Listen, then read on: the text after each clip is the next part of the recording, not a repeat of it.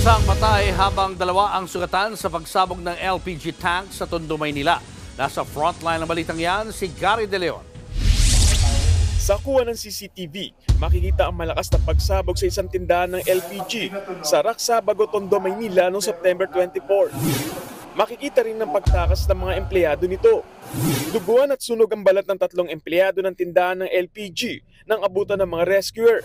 Base sa investigasyon, isang customer ng tindahan ang nagsaoli ng kanyang tangke halos 1 linggo bago ang insidente.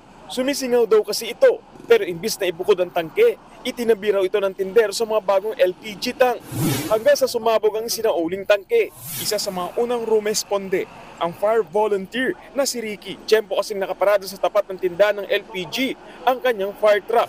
Kwento niya, 2 beses nagkaroon ng pagsabog pero di naman ito nagdulot ng sunog.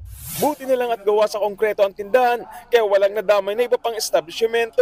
Gabi na rin nangyari ang pagsabog kaya wala nang masyadong tao sa lugar. Inabot sila ng gano'n alas 7 pasado, nag-iimbentaryo raw sila. Ngayon, ang ano ng deklarasyon ng isang tao, binunot nyo lang yung ventilador dahil magsasara na sila. Bigla yun na, sumabog na.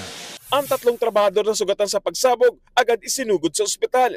Hanggang nitong Martes, nasawi ang isa sa mga biktimang si Stefano Mike de Mesa. Hindi ko masabi kung ano talaga yung itsura niya kasi po totally balat po ito eh. Balat po ito. Tapos ito pong buhok natin, abo po ang itsura eh. Kala ko nga po patay na eh. Kasi yun talaga po ang itsura na niya. Kala ko patay na. Eh nung gumalaw at nag-chill, doon ko po siya nakausap. Nagsalita siya sa akin na, "Kuya, huwag niyo akong iwanan."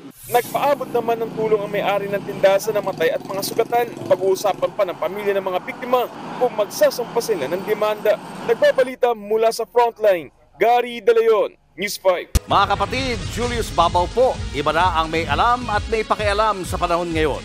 Para sa frontline ng mga balita, mag-follow at mag-subscribe sa social media pages ng News 5.